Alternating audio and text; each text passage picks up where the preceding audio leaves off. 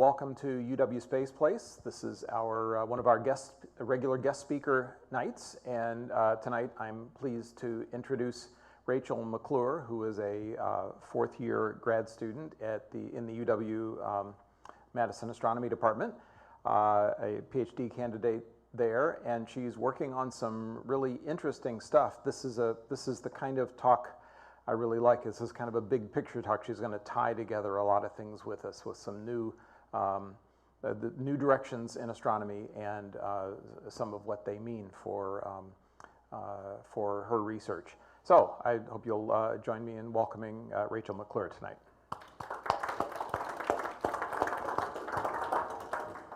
Okay, hi, as I was just introduced. Ooh, that is ringing. My name is Rachel McClure. I'm a fourth-year graduate student in the astronomy department at UW-Madison and an NSF, so National Science Foundation Graduate Research Fellow. So definitely want to acknowledge my support from the National Science Foundation, which funds my research and my job, pays for me to do what I love to do. I personally work in the same research group. This is really ringing. I work in a research group with Professor Elena Diangia. We do galactic dynamics. I work with a lot of really incredible, interesting peers, many of whom have given talks in this space before, and I always encourage you to go. My work specifically focuses on galactic dynamics, bar formation in disk galaxies like the Milky Way. But today, I will be talking about astronomy in the modern Gaia-JWST computation era. So from the Milky Way to the far beyond. And what does that really mean? What this means is that we're going to be kind of looking at how the Milky Way is observed, how we observe things within the Milky Way, within our own solar system, and beyond, out to kind of the beginning dawns of time, using these brand new data troves. So JWST is a new instrument that's up and running now and is doing wonderful things. And Gaia is an instrument that's been collecting data for a couple years, but the most recent data release kind of has revolutionized astronomy. So that is what I mean when I say the modern Gaia-JWST computation era will be kind of covering a lot of ground, a lot of physical space, a lot of time in the history of the universe. So starting with JWST from the solar system to the dawn of the universe, moving to Gaia, where we'll be looking at uncovering galactic structure through direct observations within our own galaxy. And then we'll kind of jump a little bit into galaxy simulations, how things evolve across galactic timescales, and the evolution of structures.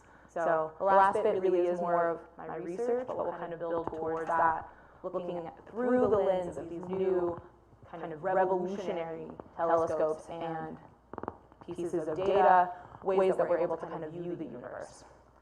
So starting as promised with JWST. So the James Webb Space Telescope, I'm sure we've all heard of it. Can I get your hand up if you have not heard of James Webb Space Telescope, but you are in Space Place right now? That's what I thought, no hands. So James Webb Space Telescope, up there on the upper left corner, I've got a beautiful rendering of the telescope itself, how it will look deployed in space. Down here we have an actual picture of the mirrors as they were being tested in the Space Center. Over there you're seeing one of the initial focusing images with a comparison to what we viewed before using Spitzer, which was the infrared instrument that we had before James Webb Space Telescope. That was kind of its predecessor in that way. When I say infrared, what I mean is that we are observing in the wavelengths that are lower in energy than the reddest wavelengths that we see with our eyes. So colors, as we look around us, maybe you've seen the Dark Side of the Moon album cover. You have a prism separating the light waves. Red is the lowest energy wavelength, blue is the highest. We'll talk a lot today about things in that infrared rather than the reddest light we can see. These images here, so that testing image, all of those, the light that you're seeing there, while you might be able to see those things in the visible spectrum, the light that James Webb observes, that JWST actually measures, detects, stores, and sends to us in these images, is almost all redder than our eyes would be able to actually see and process. So on that fateful day, Christmas morning, we all got up at 4 in the morning, wherever we were, whatever time it was, and waited with bated breath to see if James Webb would actually launch successfully. This was the highest risk part of the mission, and it did. It went off wonderfully. Many of us continued to sit and stare at the internet until it actually detached later that day. So here we can see kind of a little gif of it actually detaching from its launch vehicle. You see the telescope kind of drifting off into space. It eventually then made its way out to this gravitational potential point. So the sun, we orbit the sun on the Earth. There is a point between us and the sun where the gravitational force that anything at that point actually feels from the Earth and feels from the sun is equal. In the same way, there's an equal potential point opposite the Earth-Sun line. And that is L2. That is where both of the instruments that we will talk about today are actually located. They orbit with us around the sun in that way, using that equipotential point as kind of a touchstone to stay in the same place with respect to us as we orbit around our sun. So, James Webb Space Telescope, it's been up there now. We've got the data coming in. Now it's been coming in for a couple months, and it's been absolutely blowing all of our minds. So to start, I kind of want to work from the smallest scales, nearest by things that we're actually observing with James Webb, and build out. Starting with this amazing picture of Jupiter. So who saw this picture? Came out maybe like last week-ish. Looks like a totally different Jupiter than we've ever seen before. And part of that is, I mentioned before, James Webb, JWST, is actually observing in the infrared. So the wavelength, the colors that you see here, are not the visible colors that are assigned to these composite pieces of the image. For instance, so the red here, this kind of red that's at the lower part down there, those are the auroras, kind of like we have in our northern and southern poles as well. Above the northern hemisphere, the southern hemisphere of our Earth, we see auroras in our sky. This is a similar concept here. These are auroras. The redder colors that you're actually observing in this color are not red to our eye. They're mapped to a red color in this image. The yellows and the greens, these are kind of hazes that you're seeing in the atmosphere. The blues are deeper colors, so these are deeper clouds. The white is brighter because these are higher up clouds. So the colors are telling us things, but they're not necessarily the colors that you would see with your own eyes. And that's really important to remember as we kind of look at all of these different JWST images. The colors that we see here are always colors that have been assigned to images. And I think that with Jupiter, we've seen a lot of images of Jupiter over our lives, and so it's easier to say, oh, I know that I don't see a big bright red spot on the bottom of Jupiter. I've never seen that before in an image. It's because it's a color that's telling us something is there. Another amazing image of James JWST from Jupiter that came out this week, or well, recently, is this amazing picture where we actually get to see its rings. We get to see a very small moon in one of the rings up there, a brighter moon, the aurora diffraction spike, so you can still see that 6 spike image, the kind of classic James Webb spike from the unique shape of James Webb's mirror, as we saw. And so here you can kind of see maybe a larger field of view, but once again you see the same shape at the bottom of the southern aurora, and you can see there it's mapped to a blue color. Once again, it is the same observation, just mapped to a different color. So here you can see directly juxtaposed, we map colors to things to make them stand out, to show us different stuff, and to actually kind of tease out the differences that we're able to see now in these other wavelengths, but that doesn't even color is what we really see. Another amazing thing that we can do with James Webb is we can actually directly probe the atmospheres of exoplanets. So Jupiter we can directly observe with James Webb Space Telescope. But exoplanets like WASP 96b, we cannot directly image with James Webb, but we can probe its atmosphere by observing the starlight of the star that it orbits and seeing how the spectral patterns, the fingerprint of the molecules that are being observed when we look at that light, and we can actually see how it changes as the star goes right in front of it. And you can see right here, they've kind of made a little graphic showing the atmosphere around a planet, the little lighter part right there, that actually will alter how the light right through that part appears to us when we observe it. The spectral pattern will shift slightly. And so what that will look like when we look at it with these different filters that we then map to different colors is slightly different ways that there are variations in the different individual kind of wave bands, pass bands, so regions of the spectra that we're observing, and from that we tease out the molecular fingerprints of things like CO2, carbon dioxide in the lower panel over there. Up here we've got water. These are water molecule lines that we're actually observing in the atmosphere of this planet, of WST-96b. This is a gas giant about the size of half of a Jupiter's mass, about the radius of Jupiter. It's orbiting a star that's very similar to our sun. And so we can actually observe the light, see how it changes when WST-96b goes in front of it. It does this every 4 Earth days, so this is why this was one of the first JWST spectra to be released, because it's orbiting it every 4 days. We pretty quickly do some really substantial analysis on that. And this is the actual light curve that we observe, and from that you actually tease out these individual patterns over many observations of the transit. So we talked a little bit now about exoplanets, which is very exciting, and we talked a little bit about planets within our own solar system. And JWST is going to do a lot of really interesting work for exoplanets. But it also is going to image many other things that we can observe within our night sky, within our own galaxy, in ways that we've never been able to see them before. So things like open clusters or nebula, globular clusters, and these amazing, wonderful things that fill our galaxy and that are responsible for the life cycles of stars, that serve as tracers of the birth and the death of all of these amazing astronomical objects, we can observe in different ways now. So many of us think about stars evolving primarily in isolation, just to also kind of think about binary star systems where stars actually evolve close together. Here I'm showing an animation of how when a star dies, it leaves behind a very big nebula, which we call a planetary nebula. Its companion star can do some crazy things like mass transfer.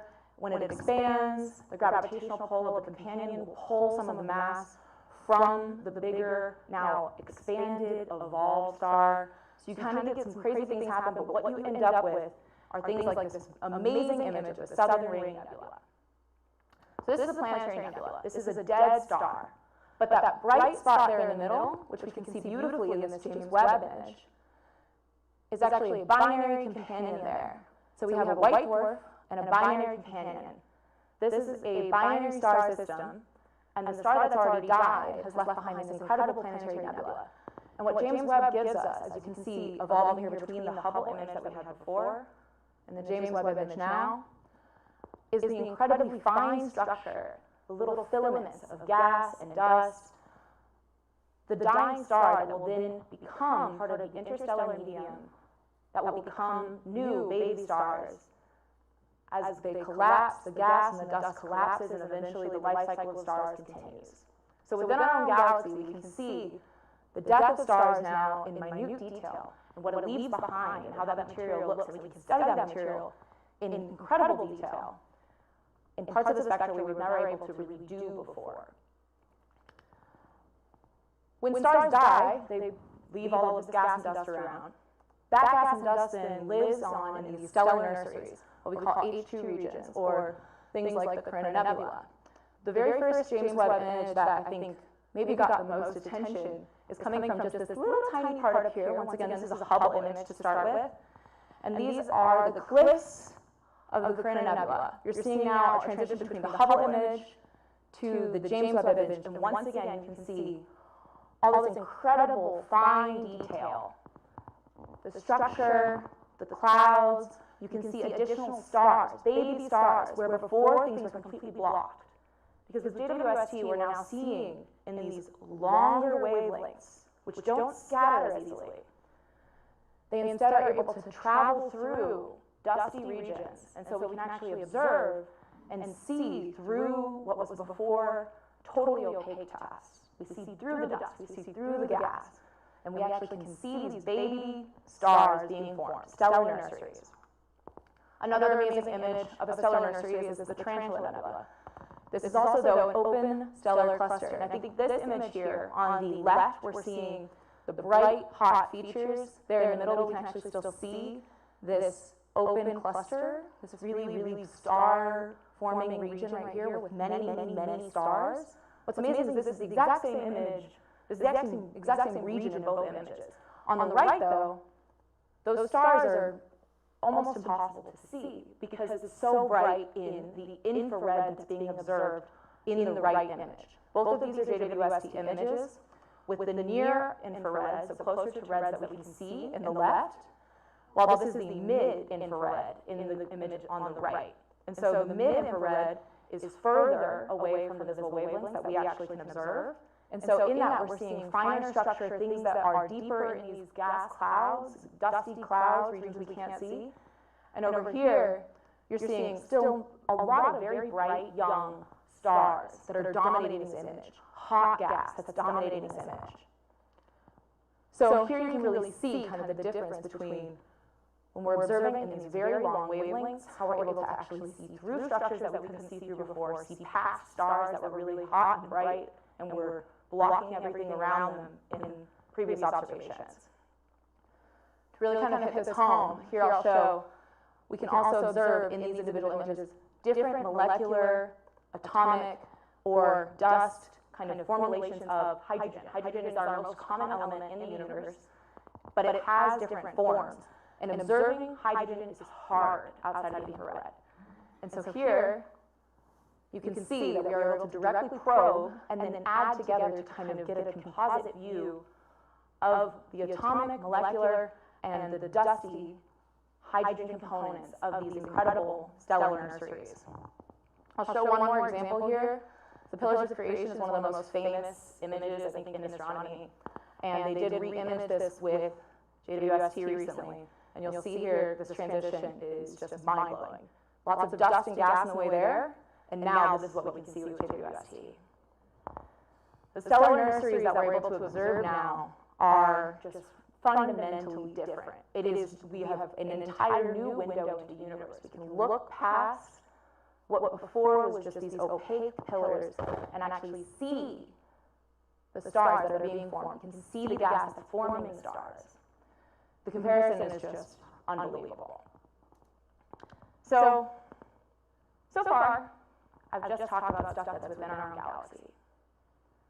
It's amazing and it's incredible. A lot of these things we've looked at with Hubble, with many different instruments. There are countless astronomical observations of a lot of the individual regions that I just showed you. But when we look out at our night sky, when you walk outside and drive up north, what we see of our galaxy is the Milky Way. We see planets, as we mentioned earlier, but we can see the disk of our galaxy in our own night sky. When we want to see galaxies further than that, though, we have to kind of remember and put ourselves into context.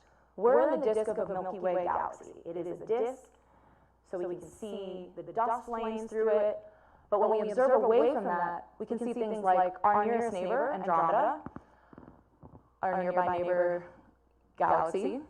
We can see the Sombrero Galaxy. We can see things like elliptical galaxies, and maybe 7. In our neighborhood within the universe, we are part of a group that we call the local group. Here you can see Andromeda and us with all of our little friends, our little dwarf galaxies that are gravitationally bound to us. And galaxies look different. They can look like these little dwarf galaxies that you're seeing kind of in this image, but primarily they do look like disks and they look like ellipticals. And when we actually observe them, we observe their spectra as well. I mentioned before that all these objects that we're looking at have kind of a fingerprint that tells us about the molecules that make up the objects that we're observing. When we observe galaxies, we observe the cumulative star emission, stellar emission from all of the stars. We observe the gas emission from all of the gas, and we observe the dust and how the dust interacts with all that emission when we observe an individual galaxy in our universe. And that is one thing that James Webb is built to do incredibly well.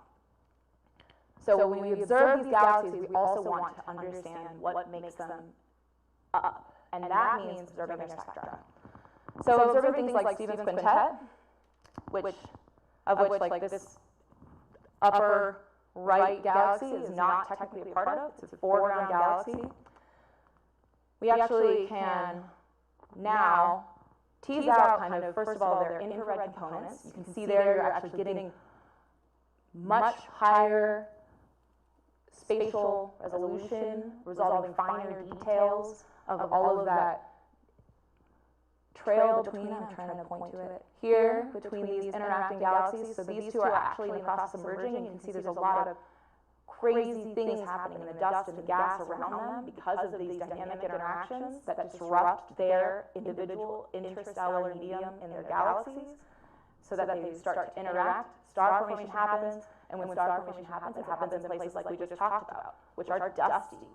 There's stuff in the way. And so with infrared telescopes like JWST, we can actually observe those structures in the process while they're merging, but we can also tease out the individual components, the atomic hydrogen, we can look at iron, we can look at different individual lines of atomic hydrogen, molecular hydrogen, of these galaxies, and around things like active black holes. We can also observe directly their spectra, as I mentioned. So looking at the spectra and the composition of gas around an active black hole, we can do this even though it's so near an incredibly strong gravitational field of the black hole. When we also, though, want to look at galaxies that are further away, so these galaxies are very nearby. Stephan's quintet is at a distance of about 210 to 340 million light years. And I know that sounds massive. A light year is, so light has a finite speed. The distance from the sun to the Earth is about 8 minutes. It takes about 8 minutes for light to travel that. A light year is how far light can travel over one Earth year. It is a distance. 210 million light years is still incredibly close by.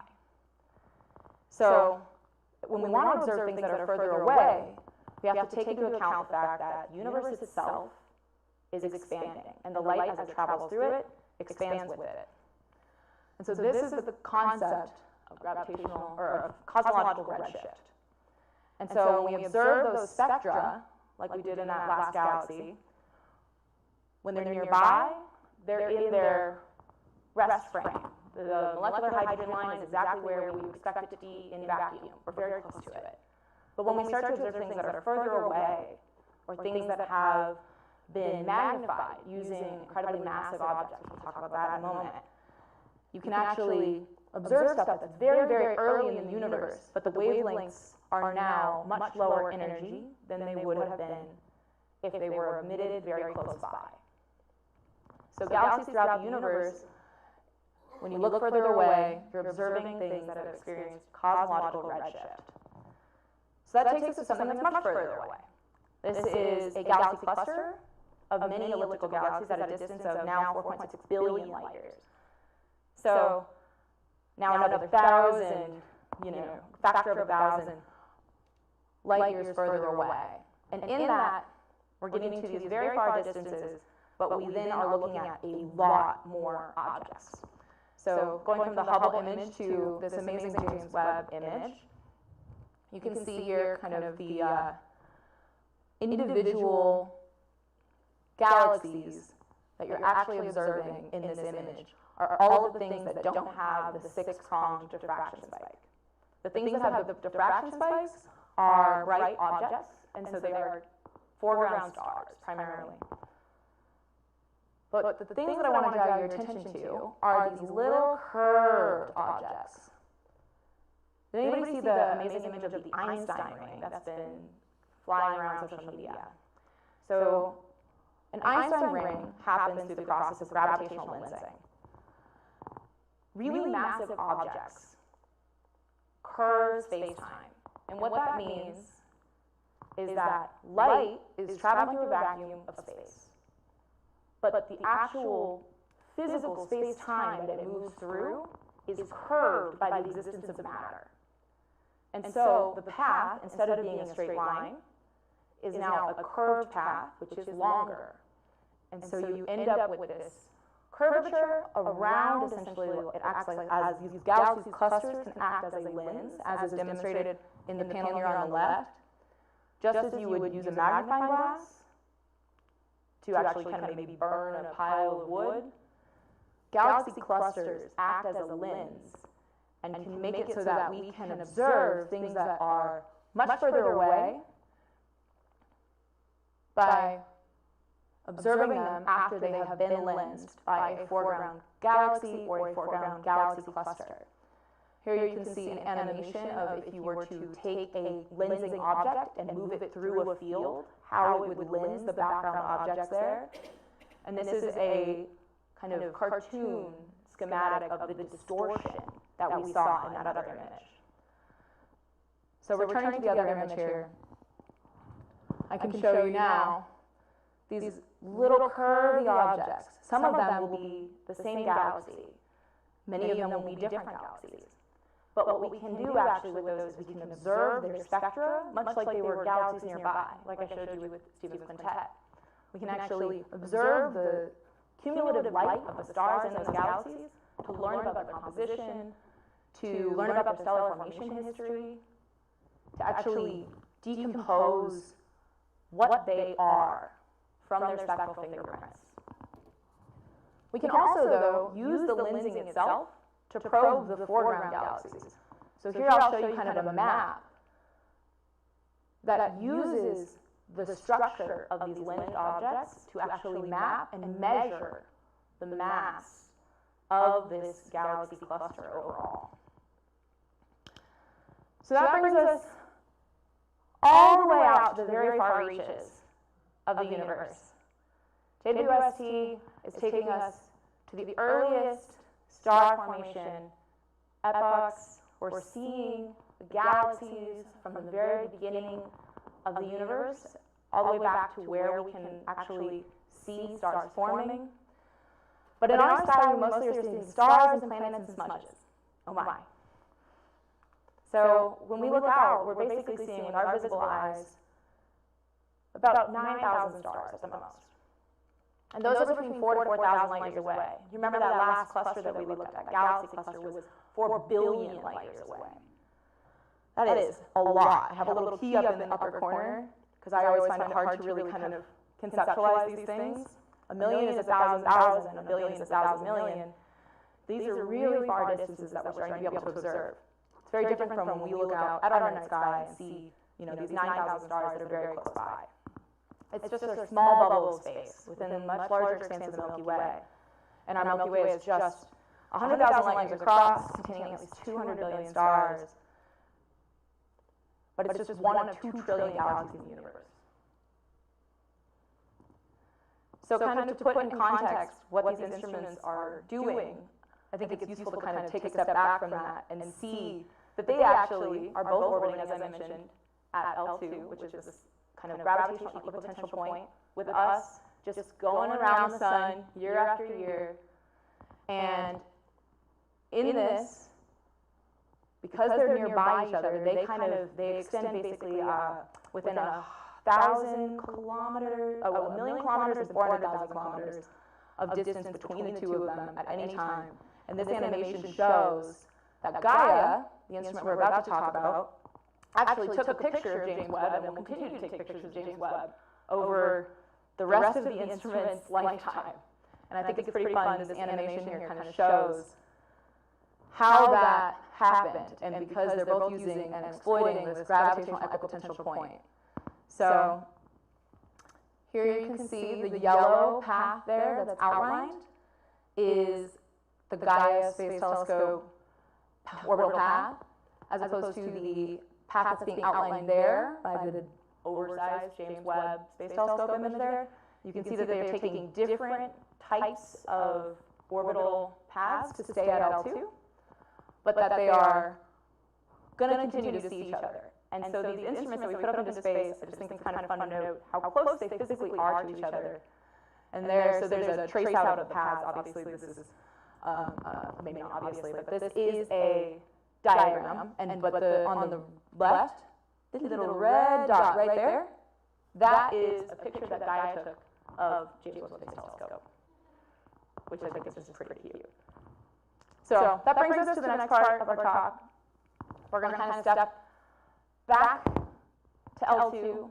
We went all the way, billions and billions of light years away, to a cluster that was actually lensing things that were much farther back in time than we were seeing.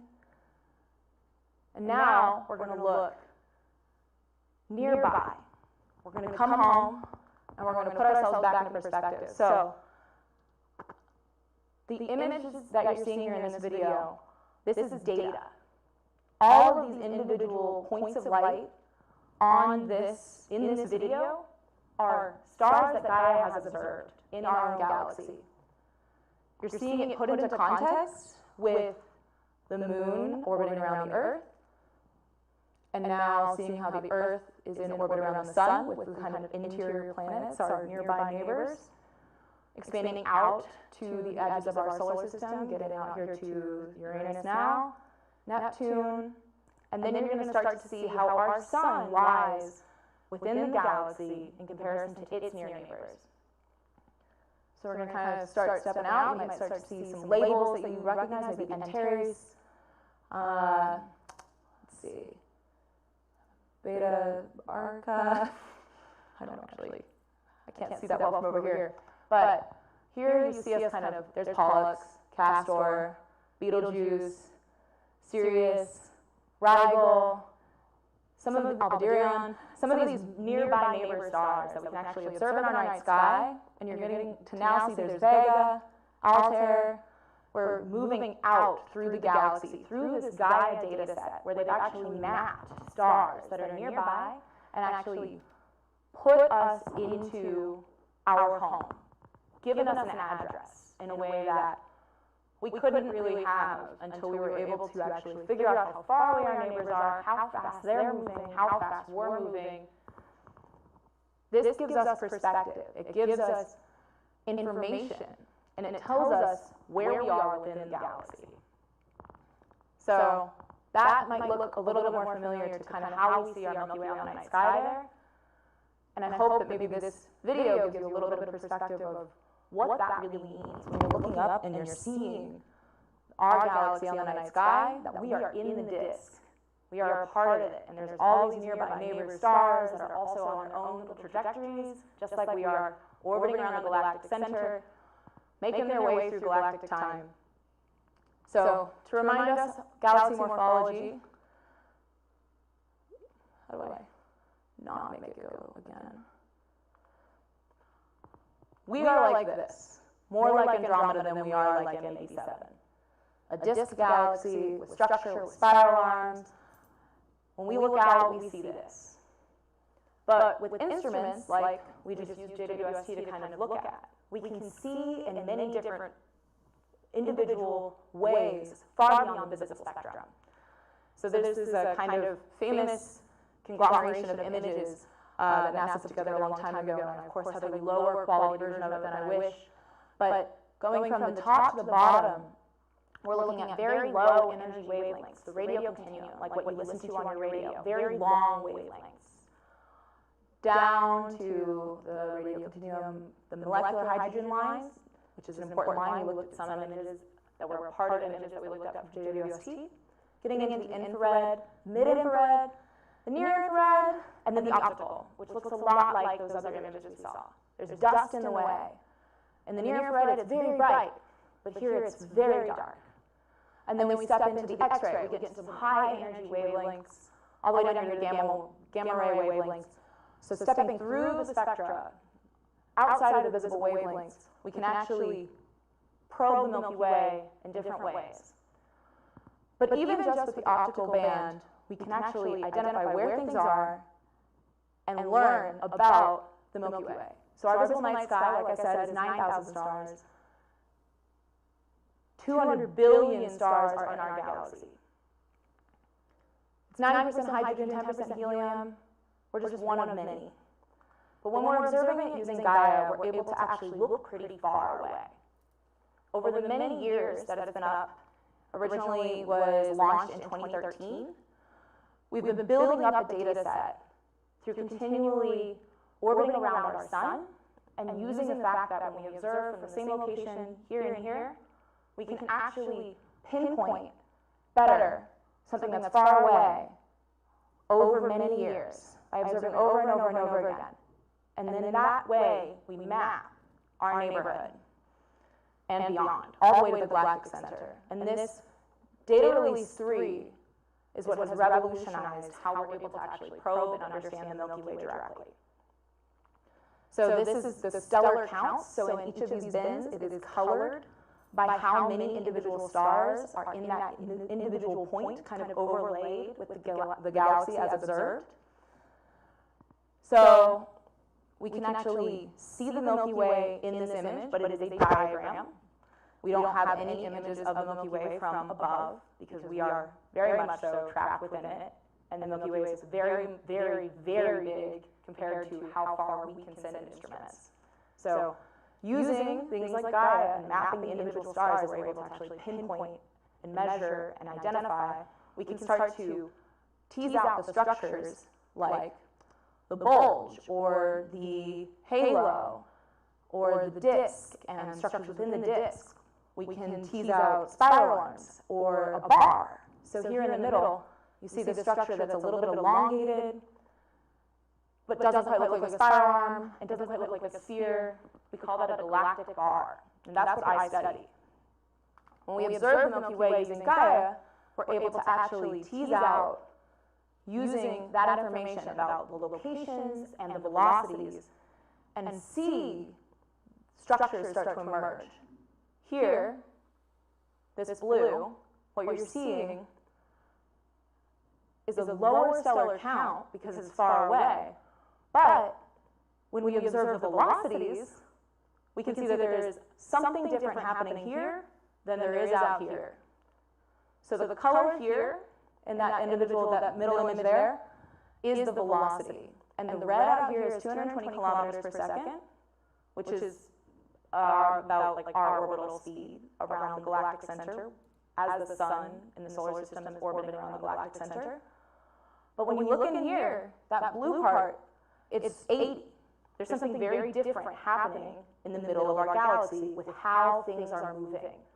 The radial motion, the motion around the center of the galaxy is slower there because there is an overdensity of stars. We're able to actually observe the Milky Way's bar. We're also able to do things like see an overdensity of a specific type of stars and map from that spiral structure. So if you squint and kind of move your head, you can see some structures start to emerge, or you can trust that these lines are being drawn along structures that are really there. And you can start to kind of tease out things like spiral arm structure, directly pinpointing individual stars that are parts of these galactic structures within our own galaxy. Starting to actually kind of see these individual stars that are part of this kind of schematic that we draw of the Milky Way galaxy. So when I do my research, I do not primarily work with observations. I instead try to evolve galaxies like our Milky Way and then study the orbital patterns of individual stellar objects as they move through time. So stepping into that, I'm resolving this orbital structure as a step away from observational constraints. Our observations were constrained within maybe 130 light years of the Milky Way. That Gaia-JWST sphere gives us to the galactic center, out to the edges, and it gives us the locations and the motions in all three directions. So X, Y, we're able to actually see the vertical motion, the horizontal motion, the motion towards and away from us for very far distances. But we still can't see things evolving on timescales that are longer than essentially instantaneous. And that is where simulations really help kind of step us forward in a way that we cannot step forward observationally. So what I do is I use many particles, I put them together in a simulation and I let them run. And what we'll see here is how a galaxy evolves over time, and we will see those structures that we just started to be able to probe directly with Gaia begin to form. You'll see here, this is the simulation evolving in time. Here, I fix the simulation using the bar that forms and say, keep the bar horizontal, and let's see how things evolve around it. You can see spiral arms start to form. You can see vertical structures start to form and kind of spin around with the galaxy. As you see over here where the bar is fixed, it doesn't rotate. And this X that formed there, that is what I primarily have been working on for my most recent research in my job. So my job right now is to figure out what specifically is happening in the dynamical interactions of the bar with the disk of galaxies like our Milky Way that makes it so that we have this X structure. Because we see the X in our Milky Way. We see it in Gaia. It's not a boxy, it's not a normal bowl, it's not a sphere. It has an X structure. We observed it, we didn't observe it. Melissa Ness and collaborators observed it in 2016, identified it, showed it. They're not classical bulges, they're different, and so we want to identify the X-bar stars in our simulations so that we can better understand observations like this. We see it in the Milky Way, we see it in all of these other galaxies throughout the universe. It is a very common structure. It's associated with bars. And so determining how those form can tell us about how galaxies evolve over time. They can tell us about what we're observing when we are observing the spectra of a galaxy. And they can tell us about star formation and how the universe has evolved. So, just to kind of show you some fun videos at the end, I'll first show you what an individual X-bar star looks like. What you're looking at here are individual stars pulled from my simulations. I identify here, they're fixed in the bar frame in these pictures here that I'm showing. We're seeing the time steps go from 0 to 4. This is the purple to yellow. And then in the left plots of each of these 4 individual plots, you are seeing stars that go into the X at later time. They go into the X, you see there. And then I also identify particles that then come out. But I will show now kind of this video from today, sped up really fast, faster than the last simulation video. Same simulation, but now what I've selected are individual stars that are moving into the X at the times that are described here. So right here we're watching things start to move into the X region, but the X hasn't really formed yet. It is now forming. You just saw it form there. And now you see things that are actually creating and that are the reason that we see an X at all. There have to be stars there consistently for us to visibly see the structure. We see these observationally in real galaxies. And so in my simulations, I'm teasing out these individual populations over time to actually go ahead and study them. So, in summary, this brings us to kind of my big summary slide, which I'll leave up. We observe incredible things, starting from within our solar system all the way out to the edges of observable time, observable stars and gas and galaxies and dust in our universe. We can observe incredible things within our own galaxy, starting to tease out structures, directly observe spiral arms and bars. And then we can probe our hypothesis that we come to when we observe these things. How do these things exist? Why do we see X structures? When I looked at the James Webb images on the first day, I was already finding little individual galaxies that I noticed, oh, I think that's got an X. Like, these structures that we observe, we want to explain them. And so we tie them all back together using, I personally use isolated galaxy simulations, but we also use hydrocosmological simulations that try to really recreate structure formation from the beginning of time all the way to how things look now nearby us. And that is how we kind of land here now in the modern era of Gaia-JWST computation astronomy. So, questions? I just clicked out of my slideshow.